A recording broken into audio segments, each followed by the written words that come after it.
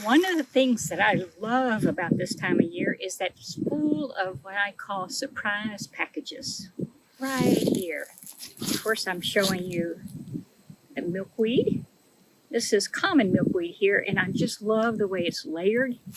And it's about ready to take off flying. Let's see there. All right, good luck, little milkweed seeds. May you do well and prosper. One of the things I learned about milkweed, I mean, most of us know that today people are encouraged to grow milkweed and protect patches of milkweed for the monarch butterflies.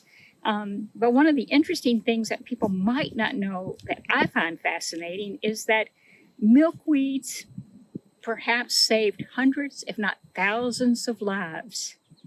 During World War II, this floss that is attached to the seeds was collected by the bushels and stuffed into life preservers. I believe it took 40 pounds, in other words, 2 big bags, 40 pounds worth, to make a life preserver that would float probably a soldier.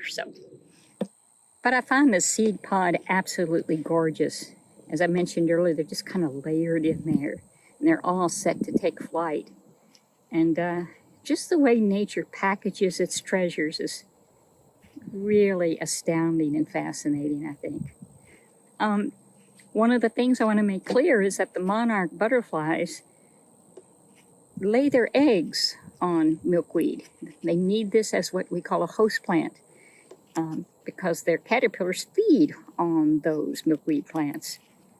The other thing is that the plant also produces copious amounts of nectar that a lot of other creatures need.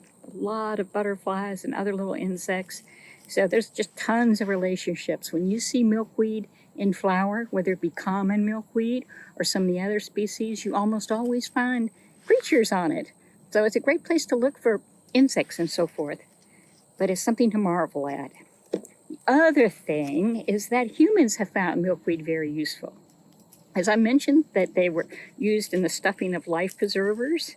I hear that now that they are beginning to be used as a synthetic, sort of as a synthetic down for comforters and things like that, which I think is really, really cool. So much knowledge of our indigenous plants was gathered by indigenous people and is still used by a lot of indigenous people. Milkweed is an example of that. It was primarily used for cordage and cloth. Let me show you an example of what I'm talking about. You might remember I talked about cordage being used. I'm breaking a piece of this off as I can. Here.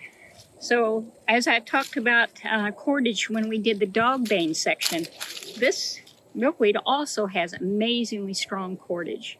In fact, I'm just going to do a simple twist here, and you can see if you ever need to tie up to make a shelter or something, milkweed stalks are really good for that. And indigenous people knew that. Some still know that.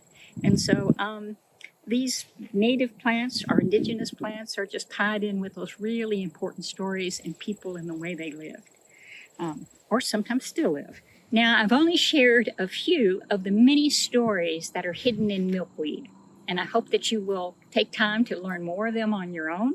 And one of the things you may come across is you want to be a little careful when handling milkweed when it's green and full of latex, because that latex contains cardiac glycoside, which is not good for the heart, and the wrong amount can possibly be something you do not want to experience.